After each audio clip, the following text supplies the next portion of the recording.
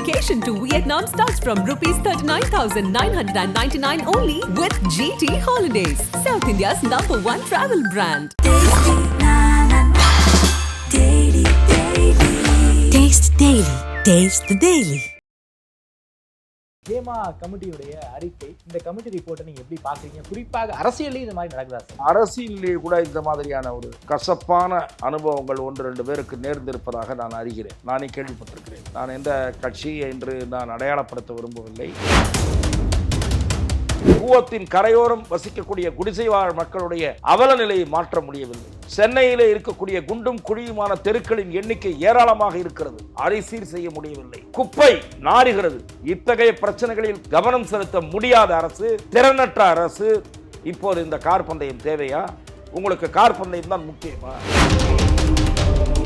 இந்த குழு அமைக்கப்பட்டதன் மூலம் திரு அண்ணாமலை அவர்கள் மாற்றப்படுவார் என்ற வதந்திகளுக்கு முற்றுப்புள்ளி வைக்கப்பட்டிருக்கிறது. அண்ணாமலை மாற்றப்பட மாட்டார், அண்ணாமலை மாற்றப்பட மாட்டார் என்பது உணர்த்தப்பட்டிருக்கிறது. அண்ணாமலை வருவார், வந்த பிறகு நான் வந்துட்டேன்னு சொல்லு அப்படின்னு சொல்லுவார். விஜய் நடத்தக்கூடிய மாநாடு என்பது தள்ளி போக வாய்ப்பு இருக்கும் அப்படிங்கிற மாதிரி செய்திகள் வந்துட்டு இருக்கு. நிறைய கட்டுப்பாடுகள் விதித்திருப்பதாக தகவலும் வெளியாயிருக்கு. என்ன சார் நடக்கலாம்? அதிமுக மாநாடு நடத்துது, திமுக மாநாடு நடத்துது, எல்லாம் ஒழுங்காக நடக்குது. நார் அடிச்சுட்டு தான் மாநாடு திடலை காலி பண்ணி கொடுக்குறாங்க, சுத்தம் பண்ணியா கொடுக்குறாங்க. நீங்கள் என்ன விஜய் கட்சிக்கு மட்டும் இத்தனை நிபந்தனைகள் போட்டிருந்தீங்கன்னா நீங்கள் விஜய் கட்சியை பார்த்து பயப்படுறீங்கன்ற விமர்சனம் தான் வரும். எங்களுக்கு ஆழமான ஆன்மீக நம்பிக்கை உண்டு. நாங்கள் ஒன்றும் கடவுள் மறுப்பாளர்கள் அல்ல. எங்களுக்கு தமிழ் கடவுள் முருகனை கொண்டாடுறோன்னு ஏதோ பண்ணியிருக்காங்க. கிருஷ்ணரை கொண்டாடுவாங்களா? அடுத்து ராமநவமி வரும்போது ராமரை கொண்டாடுவாங்களா? கிருஷ்ண ஜெயந்தி கொண்டாடுவாங்களா? சரி, முருகன் மாநாடு நடத்துகிறாங்கல்ல, இந்த அரசாங்கம் விநாயகர் சதுர்த்திக்கு வாழ்த்து சொல்லுமா?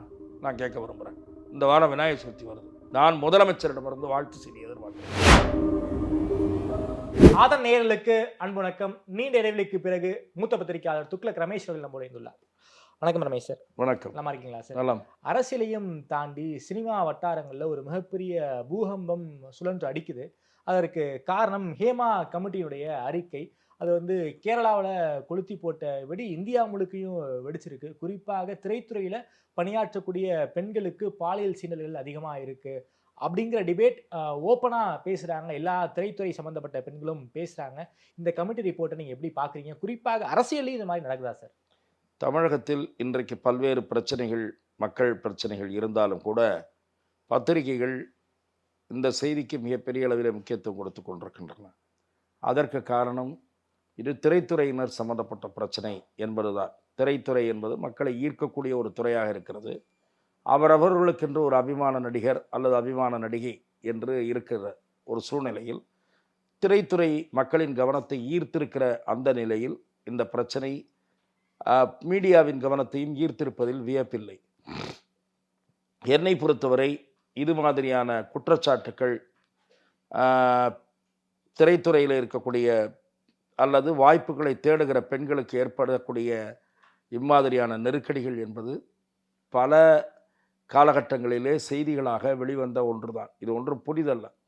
இப்போது வெளிப்படையாக கேரள திரையுலகில் பல பெரிய நடிகர்களை தொடர்புபடுத்தி யார் யாரெல்லாம் தயாரிப்பாளர்கள், நடிகர்கள் பாலியல் துன்புறுத்தல்களை கலைஞர்கள், சக கலைஞர்கள் மீது பிரயோகித்தார்கள் என்று மிக விரிவாக அந்த அறிக்கை பேசியிருப்பதாக நான் அறிகிறேன். அது விசாரணைக்கு உட்படுத்தப்பட வேண்டிய ஒரு விஷயம்தான். தமிழ் துறையில் கூட இந்த மாதிரியான குற்றச்சாட்டுகள் வந்திருக்கின்றன. இது ஒன்றும் புதிதல்ல. இங்கே அது அமுக்கப்பட்டு விடுகிறது. அதற்கு காரணம் கலைஞர்களும், அதாவது பெண் கலைஞர்களும் அது குறித்து பகிரங்கப்படுத்துவதில்லை. அண்மையிலே ஒரு நேர்காணலில் திருமதி குஷ்பு அவர்களும் திருமதி ராதிகா அவர்களும் தெரிவித்தது போல திரைப்பட கலைஞர்கள் அல்லது திரைத்துறையிலே வாய்ப்புகளை தேடி வருகிறவர்களாகட்டும் அல்லது ஓரிரு படங்களிலே ஒரு அறிமுகம் கிட்டுவதற்கான இந்த நெருக்கடிகளை சந்திக்கிற போதே அவர்கள் இது குறித்து வெளிப்படையாக பேச வேண்டும். பெண்கள் தான் அது குறித்து விழிப்போடும் ஒரு துணிச்சலோடும் முடிவுகளை எடுக்க வேண்டும். 4 பேர் அசிங்கப்பட்டால் மற்றவர்களுக்கு ஒரு பயம் வரும். ஆகவே அவர்கள் சொல்லியிருப்பது போல, குறிப்பாக திருமதி குஷ்பு அவர்கள் சொல்லியிருப்பது போல துணிவாக பேச வேண்டும். பேசி 4 பேரை எக்ஸ்போஸ் செய்தால்தான் இந்த மாதிரியான விஷயங்கள் நிற்கும். நான் அரசியலிலே கூட இந்த மாதிரியான ஒரு கசப்பான அனுபவங்கள் 1-2 பேருக்கு நேர்ந்திருப்பதாக நான் அறிகிறேன். நானே கேள்விப்பட்டிருக்கிறேன்.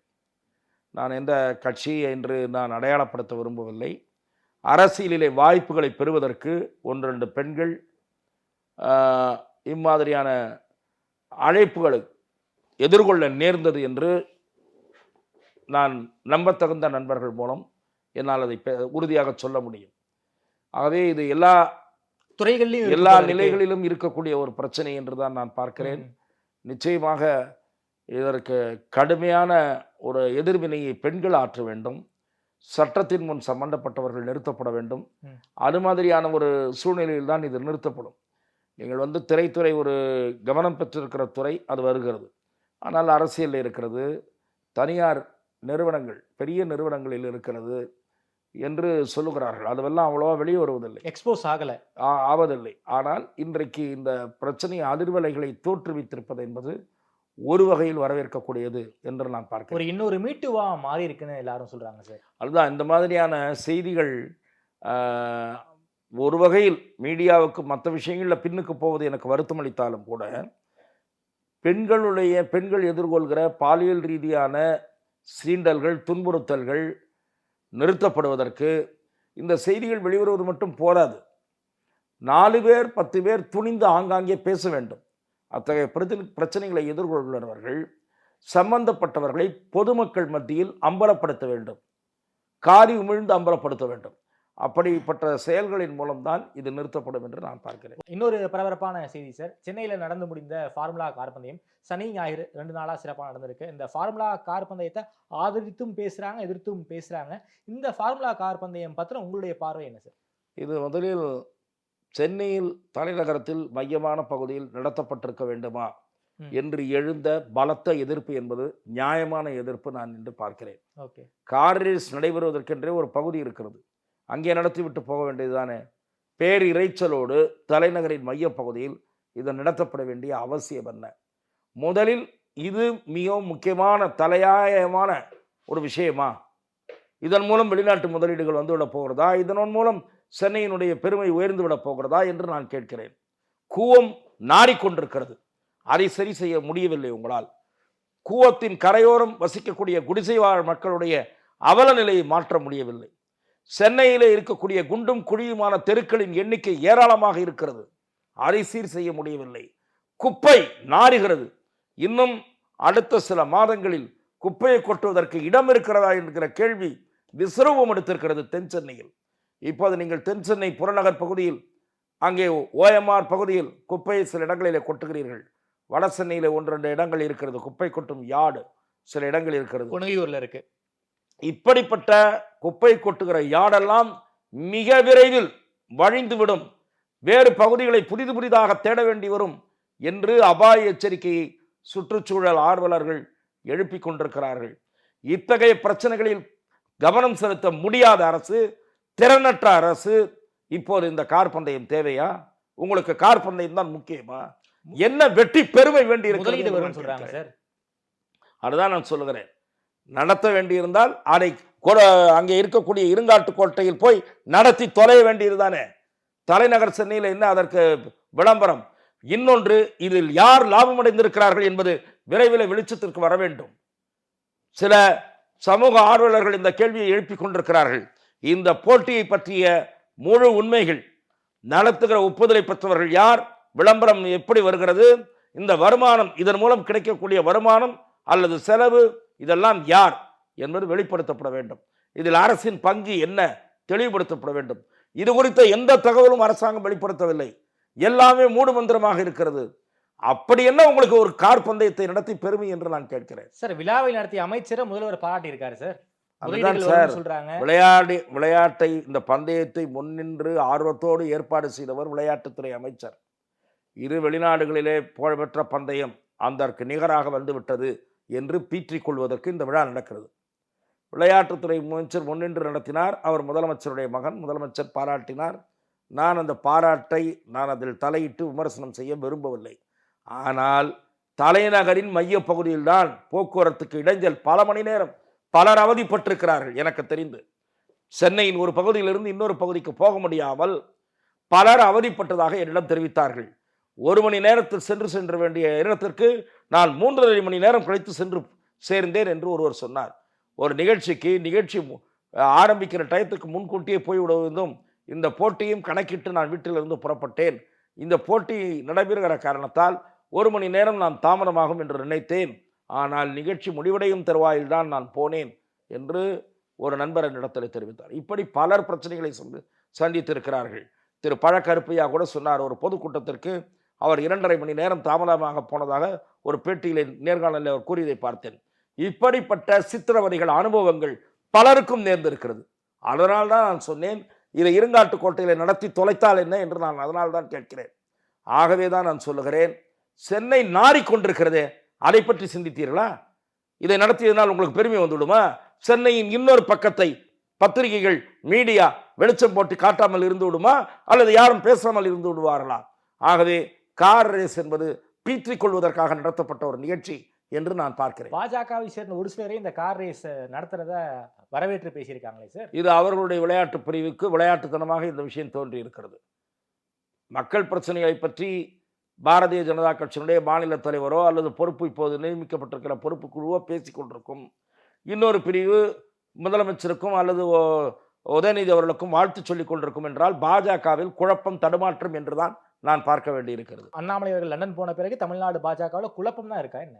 இல்லை, இது இப்படிப்பட்ட அறிக்கைகள் பிதற்றலாகத்தான் நான் பார்க்கிறேன். Okay sir. தமிழக முதல்வர்கள் முதலீடுகளை ஈர்ப்பதற்காக அமெரிக்கா போயிருக்காங்க. கிட்டத்தட்ட இந்தியன் எம்பசி தான் அவரை வரவேற்று மிக சிறப்பான வரவேற்பையெல்லாம் கொடுத்துருக்காங்க.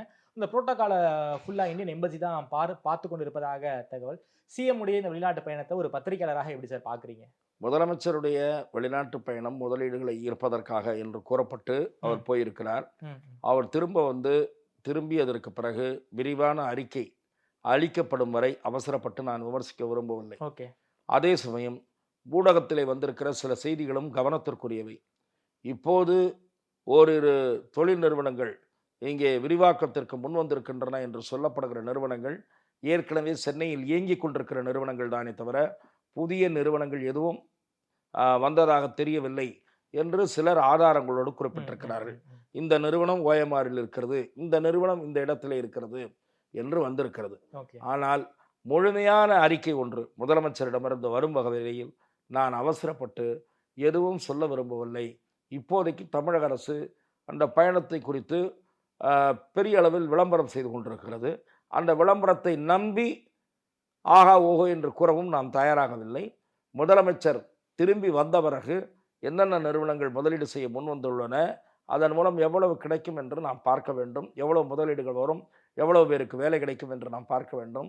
ஏற்கனவே போன துபாய் பயணத்தில் கிடைத்த பலன் என்ன, அதற்கு பிறகு அவர் மேற்கொண்ட பயணத்தின் பலன் என்ன என்பதையெல்லாம் சேர்த்து மொத்தமாக ஒரு அறிக்கை தமிழக அரசு வெளியிடுமானால் அது பொதுமக்கள் தெரிந்து கொள்வதற்கு உதவியாக இருக்கும். Okay sir. கடந்த சனிக்கிழமை நம்ம ராஜ்பவனில் ஒரு மிக முக்கியமான சந்திப்பு நடந்திருக்கு. ஆளுநரோடு என்எஸ்ஏ ஆலோசகர் அஜித் தோவல் அவர்கள் சந்திச்சிருக்காரு. என்ன சார், குறிப்பாக ஆளுநர்கள் அடிக்கடி டெல்லி போவாங்க. ஆனால் இந்த முறை அஜித் தோவல் அவர்களே சென்னை ஆளுநரை பார்த்துருக்காரு அப்படின்னா இது ஒரு முக்கியமான விஷயங்கள் தான் விவாதிச்சிருக்க வாய்ப்பு இருக்குது. என்ன சார் நடந்திருக்கு? ராஜ்பவன் வட்டாரங்கள் என்ன சொல்கிறாங்க? தேசிய பாதுகாப்பு ஆலோசகர் திரு அஜித் தோவல் அவர்கள் தமிழகத்திற்கு வருகை தந்தது என்பது மிக முக்கியமான வருகையாகத்தான் இருக்கும் என்று நான் பார்க்கிறேன். மேதக ஆளுநரோடு அவர் சந்தித்த புகைப்படம் ஆளுநர் மாளிகை தரப்பிலிருந்து பத்திரிகைகளுக்கு தரப்பட்டிருக்கிறது. பயனுள்ள ஆலோசனை நடைபெற்றதாக ஆளுநர் மாளிகை செய்திக்குறிப்பு கூறுவதாக நான் அறிகிறேன். ஆகவே இந்த சந்திப்பு மிக முக்கியத்துவம் வாய்ந்ததாக இருக்க வேண்டும். வேறு சில செய்திகளோடு இதை நான் தொடர்பு கொடுத்து பார்க்க விரும்புகிறேன். அண்மையிலே அசாம் மாநிலத்தினுடைய முதலமைச்சர் விஸ்வாஸ் சர்மா அவர்கள் வங்கதேசத்தினுடைய அகதிகள் நுழைகிறார்கள், அவர்கள் தமிழகத்திற்குள்ளும் நுழைந்திருக்கிறார்கள் என்று தெரிவித்திருக்கிறார். வங்கதேச அகதிகள் அனுமதி இல்லாமல் இங்கே ஏராளமான அளவுக்கு வந்து கொண்டிருப்பது என்பது பாதுகாப்பு ரீதியாக இருக்கக்கூடிய ஒரு அச்சுறுத்தல் என்கிற பார்வை பலரிடையே இருக்கிறது. இது ஒரு அம்சம். இரண்டாவதாக ஆர்எஸ்எஸ்னுடைய கூட்டத்தில் மதமாற்றம் குறித்து, தமிழகத்திலே கட்டாய மதமாற்றம் நடைபெறுகிறது என்பது குறித்து கவலை தெரிவிக்கப்பட்டிருக்கிறது.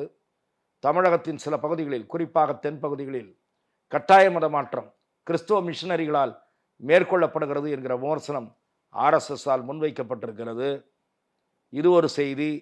இது தவிர அண்மையிலே 1-2 இடங்களில் தமிழகத்தில் இருக்கக்கூடிய சில நகரப் பகுதிகளில் இளைஞர்கள் சிலர் கைது செய்யப்பட்டிருக்கிறார்கள். என்ஐஏவால் தேசிய புலனாய்வு முகமையால் அவர்கள் கைது செய்யப்பட்டிருக்கிறார்கள்.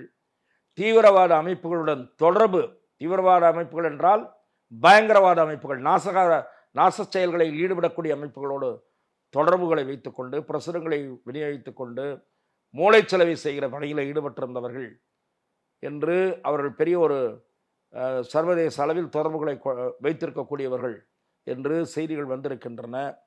இது குறித்து முழுமையான விசாரணை நடத்தப்படும், என்ஐஏவால் நடத்தப்படும் என்று நினைக்கிறேன். ஆகவே இந்த செய்திகளை எல்லாம் பின்னணியில் வைத்துக்கொண்டு நான் திரு தோவல் அவர்களுடைய சந்திப்பை நாம் பார்க்க வேண்டும் என்று நான் கருதுகிறேன். ஆகவே சட்டம் ஒழுங்கு தமிழகத்தில் திறமை வாய்ந்த காவல்துறை அதிகாரிகள், புலனாய்வு அதிகாரிகள் இருக்கிறார்கள் என்பதை நான் மறுக்கவில்லை. ஆகவே திரு தோவல் அவர்களுடைய சந்திப்பு ஏதோ எதேச்சையாக வந்துவிட்டு போனார் என்கிற மாதிரி எடுத்துக்கொள்ளக்கூடிய சந்திப்பு அல்ல. மேதக ஆளுநர் அவர்களும் சென்சிட்டிவான நாகாலாந்து போன்ற மாநிலங்களில் பணியாற்றி இருக்கக்கூடியவர். ஆகவே அவரும் தன் பங்குக்கு சில தன்னுடைய அனுபவ அறிவின் மூலம் சில தகவல்களை பகிர்ந்து கொண்டிருக்கக்கூடும் என்கிற வகையிலே அந்த சந்திப்பு மிக முக்கியமான சந்திப்பு என்று நான் பார்க்கிறேன். Okay sir. தமிழக பாஜக தலைவர் திருமதி அண்ணாமலை அவர்கள் லண்டன் போன பிறகு ஒரு கமிட்டி ஒன்று போட்டிருக்காங்க, ஒருங்கிணைப்பு குழுன்னு சொல்கிறாங்க. அந்த ஒருங்கிணைப்பு குழுவுக்கு ஹெச் ராஜா அவர்கள் தலைவராக இருக்கார். ஒரு 6 பேர் குழு. இந்த 6 பேர் குழு என்பது அண்ணாமலை அவர்கள் சொன்ன லிஸ்ட்டை தான் டெல்லி அப்ரூவ் பண்ணி கொடுத்துருக்காங்கன்னு ஒரு செய்திகளும் அடிப்படுது. இந்த 6 பேர் கொண்ட குழுவை எப்படி பார்க்குறீங்க? குறிப்பாக கட்சியினுடைய சீனியர்கள் என்று சொல்லப்படுகிற நயினா நாகேந்திரன், பொன் ராதாகிருஷ்ணன், அதே போல வானதி அவர்கள், அதே போல தமிழிசை அவர்கள், இவங்களை எல்லாருமே இன்க்ளூட் பண்ணலை அப்படிங்கிற ஒரு குரலும் எழுந்திருப்பதாக தெரியுது. இந்த ஒருங்கிணைப்பு குழு பற்றி உங்க பார்வை? அப்படி அவர்களை எல்லாம் நியமிக்காத காரணத்தால் அந்த குழுவுக்கு முக்கியத்துவம் இல்லை என்றோ அல்லது அவர்களை அலட்சியப்படுத்தி விட்டார்கள் என்றோ நான் பார்க்கவில்லை. நான் ஏற்கனவே கூறியது போல ஒரு குழு அமைக்கப்படலாம் என்று நான் கருத்து கூறியிருந்தேன். அல்லது திரு கேசவ விநாயகம் அவர்கள் கூட பார்த்து கொள்ளலாம், ஒரு மாநில துணைத் தலைவர்கள் அறிக்கை வெளியிடலாம் ரொட்டேஷன் பேசிஸில் என்று 2 ஆப்ஷன் தான் இருக்கிறது. 3வது ஆப்ஷன் தான் ஃபுல் டைமாக அவரை ரீப்ளேஸ் பண்ணுவது. அதற்கான வாய்ப்புகள் மிக மிக குறைவு என்று உங்களுக்கு அளித்த நேர்காணலிலேயே நான் கூறியிருந்தேன். ஆகவே இந்த பின்னணியில் அந்த குழு என்பது அமைக்கப்பட்டிருக்கிறது. 2வது ஆப்ஷனாக நான் கூறிய அந்த குழு என்பது அமைக்கப்பட்டிருக்கிறது. இதில் ஒதுக்கப்பட்டு விட்டார்கள் என்று நான் பார்க்க விரும்பவில்லை. இந்த குழு என்பது அவசியப்பட்டால்தான் கூடி முடிவுகளை எடுக்க வேண்டிய சூழ்நிலை இருந்தால்தான். இந்த மாநில அரசு ஒரு முக்கியமான முடிவு எடுக்கிறது, இல்லது அகில இந்திய அளவில் ஒரு முக்கியமான பிரச்சனை தலை தூக்குகிறது, அதன் மீது கருத்து கூற வேண்டும் என்கிற போது இந்த குழு கூடும். ஓகே, உங்களுக்கு அதுதான் அதனுடைய நெசசிட்டியே. இல்லாவிட்டால் மற்றபடி யார் வேண்டாமானாலும் வந்து மாநிலத்தில் பொறுப்பில் இருக்கக்கூடியவர்கள், முக்கியமான தலைவர்கள் கருத்து கூறுவதற்கு எந்த தடையும் இல்லை. திருமதி வானதி சீனிவாசனோ திரு பொன் ராதாகிருஷ்ணனோ செய்தியாளர்களை சந்திக்க வேண்டிய சூழல் எழுமானால் அவர்கள் கருத்து கூறக்கூடாது என்கிற எந்த தடையும் இல்லை. இந்த குழு என்பது முக்கியமான முடிவுகள் எடுக்க வேண்டிய தேவை ஏற்படுமானால் அந்த தேவைக்காகத்தான் கூடுகிறது. இது ஒரு பக்கம். இன்னொரு பக்கம், இந்த குழு அமைக்கப்பட்டதன் மூலம் திரு அண்ணாமலை அவர்கள் மாற்றப்படுவார் என்ற வதந்திகளுக்கு முற்றுப்புள்ளி வைக்கப்பட்டிருக்கிறது. அண்ணாமலை மாற்றப்பட மாட்டார், அவர் திரும்பி வரும் வரை இந்த குழு இயங்கும் என்பதுதான் பாஜக மேலிடத்தினுடைய அறிவிப்பு உணர்த்துகிற செய்தி. அண்ணாமலை மீண்டும் படிப்பு முடிந்து திரும்பி வந்தவுடன் பதவியில் தொடருவார் என்பது உணர்த்தப்பட்டிருக்கிறது. பாஜகவில் இருப்பவர்களுக்கு மட்டுமல்ல, அண்ணாமலையை கண்டால் சிம்ம சொப்பனமாக அஞ்சி நடுங்குகிற சில கட்சிகளுக்கும் இதன் மூலம் உணர்த்தப்பட்டிருக்கிறது. அண்ணாமலை வருவார், வந்த பிறகு நான் வந்துட்டேன்னு சொல்லு அப்படின்னு சொல்லுவார். Okay sir. குறிப்பாக நீங்கள் யாரை சொல்ல வரீங்கன்னு எனக்கு தெரியுது. சமீபத்தில் அண்ணாமலை லண்டன் போவதற்கு முன்னாடி இங்கே சென்னையில் நடந்த ஒரு கூட்டத்தில் எடப்பாடி பழனிசாமி அவர்களை மிக காட்டமான விமர்சனம். அதற்கு கட்சியில் இருக்கக்கூடிய ஒரு சில நிர்வாகிகள் தான் வந்து ரியாக்ட் பண்ணியிருந்தாங்க. குறிப்பாக கொங்கு மண்டலத்தை சேர்ந்த நிர்வாகிகள் யாருமே ரியாக்ட் பண்ணல. இது நாம் எப்படி புரிஞ்சுக்கிறது சார்? என்னதான் சார் அதிமுக நடந்துகிட்டு இருக்கு? திரு அண்ணாமலை அவர்கள் மிக கடுமையாக எடப்பாடி பழனிசாமி அவர்களை பொதுக்கூட்டத்தில் விமர்சிப்பதற்கு காரணமே திரு எடப்பாடி பழனிசாமி தான். அதற்கு முன் அவருடைய தொண்டரடி பொடியாழ்வார்கள் பேசி கொண்டிருந்த போது, வாய்க்கு வந்ததையெல்லாம் பேசி அண்ணாமலையை வசைபாடிய போது அண்ணாமலை பெரிதாக ரியாக்ட் செய்யவில்லை. ஓரிரு கிண்டலான பதில்களை கூறினாலே தவிர பெரிய அளவில் ரியாக்ட் செய்யலை. ஆனால் திரு எடப்பாடி பழனிசாமி கட்சியினுடைய பொதுச் செயலாளராக இருப்பவர், அவருடைய நிலையிட்டு சற்று இறங்கி வாய்க்கு வந்ததையெல்லாம் பேசக்கூடியவர் அண்ணாமலை, பொய் பேசுபவர், அப்புறம் இன்னும் 1-2 வார்த்தையெல்லாம் அரசியலில் என்ன தெரியும் அவருக்குன்ற மாதிரியான பொருள் கொண்ட வகையில் அவரை பேசியதன் காரணமாகத்தான் அண்ணாமலை மிக கடுமையான, என்ன சொல்கிறது, ஒரு புடி பிடிச்சாருன்ற மாதிரி எடப்பாடி பழனிசாமியை பண்ணார். அதன் பிறகு எடப்பாடி பழனிசாமி ஆடி போய்விட்டார். அந்த மீட்டிங்கில் அவர் 1-2 மறைமுகமான குற்றச்சாட்டுக்களை, அதிரடியான குற்றச்சாட்டுக்களை வைத்தார். அந்த குற்றச்சாட்டுக்கள் அவர் பெயர் குறிப்பிடாவிட்டாலும் அது யாரை நோக்கியவை என்பது எல்லோருக்கும் புரிந்த ஒரு விஷயம். ஆகவே அதற்கு எடப்பாடி பழனிசாமியால் பதில் கோராமல் மீண்டும் சிஷ்யகோடிகளை விட்டு பேச வைத்திருக்கிறார். அதற்கு அண்ணாமலை புறப்பட்டு விட்டார். அவர் போன பிறகும் திட்டிகிட்டே இருந்தாங்க. 3 நாள் திட்டிகிட்டு இருந்தாங்க. அவர் ஒரு நாள் பேசுனதுக்கு 3 நாள் மாறி மாறி உதயகுமார், KP முனுசாமி, செல்லூர் ராஜு, அவங்க இவங்க எல்லாரும் பேசுனாங்க. அதிகமாக பேசினவர் உதயகுமார் தான். அவர் கிளம்பி போயிட்டார். கிளம்பி போன பிறகும் சத்தம் நிற்கலை. எதுக்காகன்னா அந்த அளவு இவங்களை பாதிச்சிருக்கு. அவருடைய பேச்சு என்பது உலுக்கி எடுத்து விட்டது. நீங்கள் சொன்ன சில பேரெல்லாம் ஏன் பேசலைன்னு கேட்குறீங்க. அது எடப்பாடி பழனிசாமி அவர்கள் மனதுக்குள் கேட்டுக்கொள்ள வேண்டிய கேள்வி. நம்மளை போட்டு இந்த வாங்கினாரு அண்ணாமலை, ஏன் இன்னன்னாரெல்லாம் இன்னும் அதை பற்றி ரியாக்ட் பண்ணாமல் இருக்காங்கன்னு எடப்பாடி பழனிசாமி தனக்குள் கேட்டுக்கொள்ள வேண்டும். கேட்டுக்கொண்டால் அதற்கான காரணங்கள் அவருக்கு புரியும். Okay sir.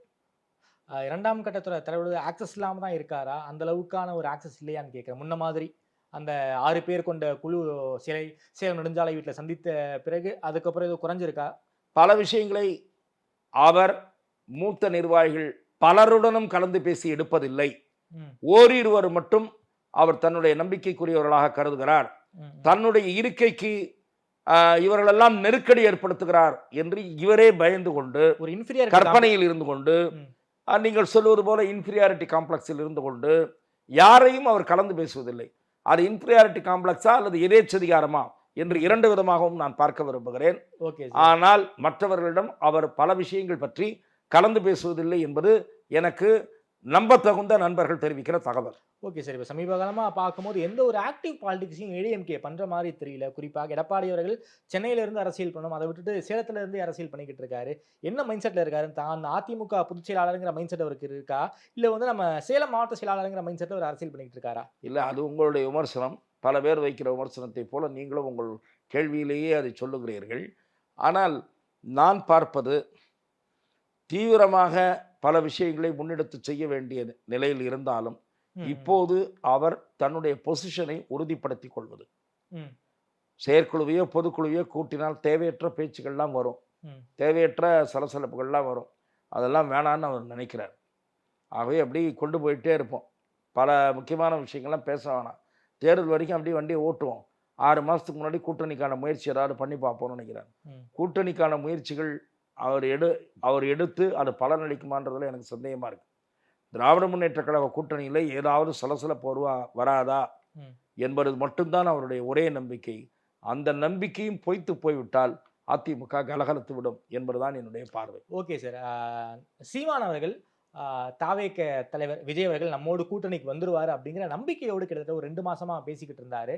அந்த பேச்சுக்கு சீமான் அவர்களே ஃபுல் ஸ்டாப் வச்சிருக்காரு. ஒரு செய்தியாளர் சந்திப்பில் விஜய் கோடு கூட்டணி கிடையாது, கிட்டத்தட்ட நானே தனித்து இந்த தேர்தலையும் தனித்து போட்டி போட போகிறேன், 60 தொகுதிகளுக்கு வேட்பாளரை நான் வந்து போட்டேன் அப்படின்னு பேசியிருக்காரு. என்ன சார், சீமானுக்கும் விஜய்க்கும் எதுவும் முரண்பாடு ஏற்பட்டிருக்கா, அல்லது சீமான் நமக்கு செட் ஆக மாட்டார்னு விஜய் நம்புறாரா? என்ன சார் நடந்திருக்கு இந்த இஷ்யூ? ஊர்ஜிதமாகாத செய்திகளின் அடிப்படையில் நான் பேச மாட்டேன். ஆனால் பல்வேறு இது நீங்கள் கூறிய கருத்துக்கள் தொடர்பாக பல்வேறு வதந்திகள் பத்திரிகைகளில் இடம்பெறுகின்றன. திரு விஜய் அவர்கள் தான் லீடர், ஓகே, சேர்ந்து வருகிற கட்சிகளுக்கு தலைமை தாங்குகிற கட்சியாக தன்னுடைய கட்சி தான் இருக்கும் என்கிற நிலையில் உறுதியாக இருப்பதாக அவரது கட்சியோடு தொடர்புடையவர்கள் கூறுகிறார்கள். ஆகவே அந்த நிலை காரணமாக திரு சீமான் அவருக்கு இது தெரிந்திருக்கலாம். அந்த நிலை காரணமாக இந்த முடிவுக்கு அவர் வந்திருக்கக்கூடும். வேட்பாளர் 60 பேரை தேர்வு செய்து விட்டேன் என்றால் அதெல்லாம் அடிப்படை இல்லாதது என்று நான் கருத தயாராக இல்லை. அவர் அந்த அளவுக்கு செயல்படக்கூடியவர் தான்.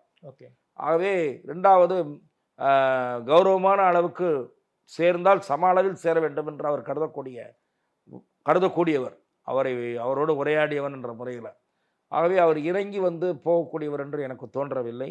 கடுமையான உழைப்பை கொடுத்து விட்டு இத்தனை வருடங்கள், கடந்த சில வருடங்களாக மிக கடுமையான உழைப்பை கொடுத்து தன் பின்னால் பெரும் இளைஞர்களை சேர்த்திருக்கக்கூடிய சீமான் திடீரென்று ஒருவரை தன்னுடைய தோளில் சுமப்பதற்கு தயாராக மாட்டார். அவருடைய தோளில் விஜய்க்கு இடம் தருவார் என்று நான் கருதவில்லை. ஓகே சார், இப்போ வரக்கூடிய செய்திகளை வச்சு பார்க்கும்போது விஜய் நடத்தக்கூடிய மாநாடு என்பது தள்ளி போக வாய்ப்பு இருக்கும் அப்படிங்கிற மாதிரி செய்திகள் வந்துகிட்டு இருக்கு. நிறைய கட்டுப்பாடுகள் விதித்திருப்பதாக தகவலும் வெளியாயிருக்கு. என்ன சார் நடக்கலாம்? நடிகர் விஜய் அவர்கள் துவங்கி இருக்கக்கூடிய கட்சியினுடைய முதல் மாநாடு விக்கிரவாண்டி அருகிலே இடம் தேர்வு செய்யப்பட்டு அனுமதி கோரிய நிலையில் காவல்துறை பல கட்டுப்பாடுகளை விதித்திருப்பதாக நானும் நீங்கள் கூறியது போல செய்திகள் பார்த்தேன். எத்தனை வாகனங்கள் வரும், அதற்கு என்ன நிறுத்தமனம், அத்தனை பேருக்கு சாப்பாடு என்ன பண்ணுவீங்க, தண்ணி என்ன பண்ணுவீங்க, சுகாதாரத்துக்கெல்லாம் என்ன பண்ணியிருக்கீங்க என்றெல்லாம் கேள்விகள் கேட்டதாக வருது. காவல்துறை தரப்பிலிருந்து அரசு தரப்பிலிருந்தோ இதற்கெல்லாம் மறுப்பு வராத நிலையில் நான் இந்த கேள்விக்கு பதில் சொல்கிறேன். இப்படித்தான் இத்தனை கட்டுப்பாடுகள், இத்தனை கேள்விகளைத்தான் நீங்கள் மற்ற கட்சிகளிடம் கேட்கிறீர்களா என்று நான் காவல்துறையை பார்த்து கேட்க விரும்புகிறேன். நீங்கள் வந்து அதிமுக மாநாடு நடத்துது, திமுக மாநாடு நடத்துது, எல்லாம் ஒழுங்காக நடக்குது. நார் அடிச்சுட்டு தான் மாநாடு திடலை காலி பண்ணி கொடுக்குறாங்க, சுத்தம் பண்ணியாக கொடுக்குறாங்க. ஆர்எஸ்எஸ் மட்டும்தான் நிகழ்ச்சி நடத்துகிற இடத்தை சுத்தப்படுத்தி கொடுக்கக்கூடிய ஒரு அமைப்பு. மற்றவங்களாம் நார் அடிச்சுட்டு சாப்பாடு போட்டலாம், மது பாட்டில், சிறுநீர் கழிஞ்சது, அசுத்தம், மலம் கழிஞ்சது அத்தனையும் இருக்கும் அங்கே மாநாட்டு திடல்.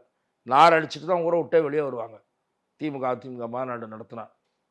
நீங்கள் என்ன விஜய் கட்சிக்கு மட்டும் இத்தனை நிபந்தனைகள் போட்டிருந்தீங்கன்னா நீங்கள் விஜய் கட்சியை பார்த்து பயப்படுறீங்கன்ற விமர்சனம் தான் வரும். ஆளுங்கட்சி விஜய் கட்சியை பார்த்து பயப்படுறா என்ன? இல்லை, நான் என்ன சொல்கிறேன், காவல்துறை நெருக்கடி கொடுக்குமானால் அது எப்படியாவது இதை போஸ்ட்போன் பண்ணுறது. இந்த மாதிரி நான் என்ன சொல்கிறேன், விஜய் கட்சி மட்டும் இல்லை, நீங்கள் போராட்டம் நடத்த அனுமதி கேட்குறவங்களுக்கும் அதான் பண்ணுறீங்க. அதே மாதிரி ஒரு மிகப்பெரிய பிரச்சனையை கையில் யார் முன்னெடுத்தாலும் இந்த மாதிரி நிபந்தனைகளை விதிக்கிறீங்க. கோர்ட்டுக்கு போய் அனுமதி வாங்கிட்டு வந்திருக்காங்க. ஏன் அனுமதி கொடுக்க மாட்டேன்றீங்கன்னு இதே ஹைகோர்ட் போலீஸை பார்த்து கேட்டிருக்கேன். ஆர்எஸ்எஸ் பேரணிக்கு அனுமதி கொடுக்க மறுத்தாங்க. இப்போ விநாயகர் சதுர்த்தி வருது, அதுக்கு பல்வேறு கட்டுப்பாடுகளை விதிக்கிறாங்க. மற்ற மரத்தனத்துக்கு விதிக்கிறீங்களா? நீங்கள் விதிக்க மாட்டீங்க. இவங்களுக்கு நான் மட்டும் இந்த கட்டுப்பாடெல்லாம் விதிப்பீங்க. இன்னும் அவங்க என்ன வன்முறையில் ஈடுபடுறாங்களா? அதெல்லாம் கிடையாது. உங்களுக்கு பிடிக்காதவங்கன்னா ஒரு சட்டம், உங்களுக்கு பிடிச்சவங்கன்னா சட்டமும் கிடையாது, குற்றமும் கிடையாது, திறந்து விட்டுருவீங்க ஊரை. இப்படிப்பட்ட அணுகுமுறையைத்தான் காவல்துறை இயக்குகிற அரசு காட்டிக் கொண்டிருக்கிறது. இது புதிய நிகழ்வல்ல, இது அடுத்தடுத்து தொடர்ந்து நாம் பார்த்து கொண்டு வருகிற காட்சி தான். ஓகே சார், திமுக கூட்டணியை உடைக்க எதுவும் முயற்சிகள் நடக்குதா சார்? ஏன்னா திருமாவர்கள் சமயத்தில் ஒரு பிரஸ் மீட் கொடுத்திருந்தாரு. எங்கள் கூட்டணிக்குள்ள எந்த ஒரு சிக்கலும் இல்லை, சுமூகமாக பயணித்துக் கொண்டிருக்கிறோம்னு ஒரு பிரஸ் மீட்.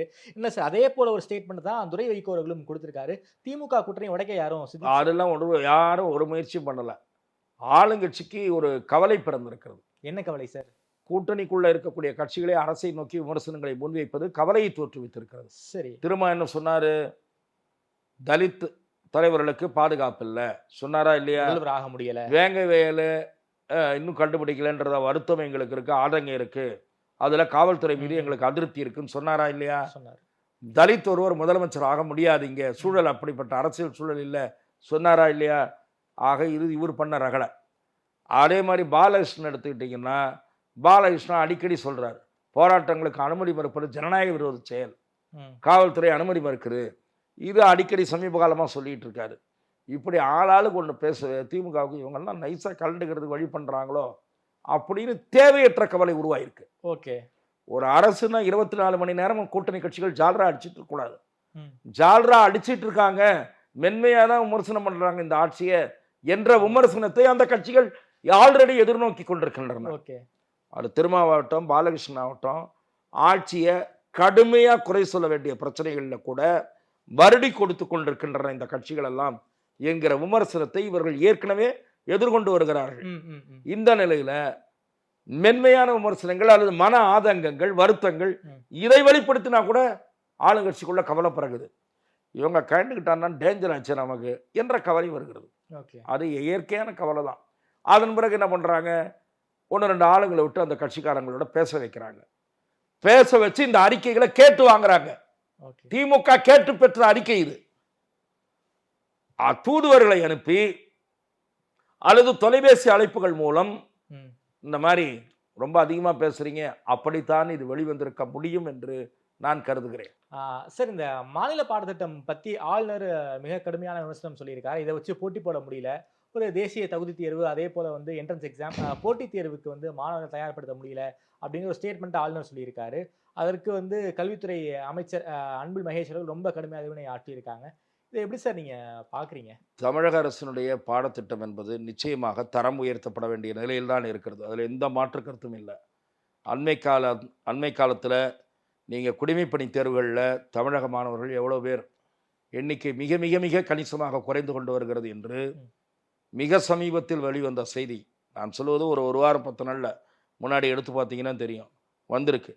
ஐஏஎஸ் ஐபிஎஸ் தேர்வுகளில் தமிழக மாணவர்களுடைய எண்ணிக்கை குறைந்து கொண்டே வருகிறது. தமிழகத்தைச் சேர்ந்தவர்கள் வந்து தேர்வாவது. இதற்கு காரணம் பாடத்திட்டம் தான். CBSE syllabus is for more better than our state syllabus என்பதில் எந்த மாற்று கருத்தும் இல்லை. நம்முடைய மாணவர்களை அந்த தரத்துக்கு உயர்த்த வேண்டும் என்பது ஒரு பல்கலைக்கழகங்களுடைய வேந்தராக ஆளுநர் தெரிவித்திருக்கக்கூடிய கவலை. அவர் தொடர்ந்து மாறுபட்ட கருத்துக்களை பேசி வருவதால் இது ஒரு அரசியல் பிரச்சனையாக முன்னெடுத்து செல்லப்படுகிறது. தமிழகத்தினுடைய ஆசிரியர்கள் பாடத்திட்டத்தை தரம் உயர்த்துவதோடு அவர்களுக்கு அதற்குரிய புத்தாக்க பயிற்சி அளிக்கப்பட வேண்டும். இதற்கு தமிழக அரசு கல்வியாளர்களை கொண்ட, தேர்ந்த கல்வியாளர்களை கொண்ட ஐஐடி பேராசிரியர்கள் அல்லது ஓய்வு பெற்ற துணைவேந்தர்கள், சிறந்த கல்வியாளர்களை கொண்ட குழுவை அமைத்து தமிழக மாநில அரசினுடைய பாடத்திட்டத்தை மாற்றி அமைக்க வேண்டிய, தரம் உயர்த்த வேண்டிய கால அவசியம், தேவை, கட்டாயம் உருவாகி இருக்கிறது என்று நான் தீர்மானமாக நம்புகிறேன். அதற்கான முன்னெடுப்புகளை தமிழக அரசு செய்ய வேண்டுமே தவிர புண்ணுக்கு புணுகு பூசுகிற வேலையை செய்யக்கூடாது என்று நான் அன்போடு கேட்டுக்கொள்ள விரும்புகிறேன். ஓகே சார், கடைசி கேள்வி சார். சமீபத்தில் நடந்து முடிந்த இந்த முருகன் மாநாட்டை வந்து திமுகவுடைய தோழமை கட்சிகளே ரொம்ப காட்டமாக விமர்சனம் பண்ணியிருக்காங்க. அதில் சொல்லப்பட்ட தீர்மானங்களை ரொம்ப கடுமையாக எதிர்த்திருக்காங்க. அதே நேரத்தில் பாஜகவும் இது வந்து இந்துக்களோட மாநாடுன்னு சொல்லியிருக்காங்க. எப்படி சார் புரிஞ்சுக்கிறது? திமுக கூட்டணி கட்சிகளும் இருக்கிறாங்க, பாஜகவும் இருக்கிறாங்க.